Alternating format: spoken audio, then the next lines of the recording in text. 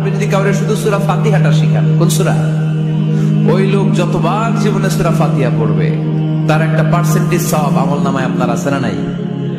আবার ওই লোক যদি কাউরে এই সূরা ফাতিহাটা শিখায়, আবার যারে শিখালে এ যদি আবার আরেকজনকে শিখায়, এভাবে যতজনকে শিখাবে প্রত্যেকের সওয়াব থেকে একটা পার্সেন্টেজ সওয়াব আপনার আমলনামায় দিয়ে দিবে কে? এজন্য কোরআন শিখবো, শিখাবো, শিখবো, শিখাবো। যারা কোরআন জানি না, কোরআন জেনে মরবো। No excuse will be granted that day. সেদিন কোনো অজুহাত আল্লাহ গ্রহণ করবে না। সব পারো, কোরআন পারো না কেন? সবই তো পারো।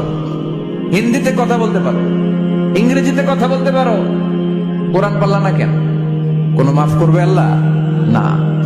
আর যারা কোরআন বেশি বেশি পড়বে তাদের জান্নাতের বিল্ডিং লম্বা করে দিবে কে? আল্লাহ বলবেন ইকরা ওয়ারতাকি ওয়ারাতিল কামা কুনতা তুরাতিলু ফিদ দুনিয়া ফাইন্না মানজিলাতাকা ফি আখিরি আয়াতিন তাকরাউহা। কোরআন পড়ো, যতগুলো আয়াত দুনিয়াতে পড়বেন আপনার জান্নাতের বিল্ডিং তত তলা বানায় দিবে কে?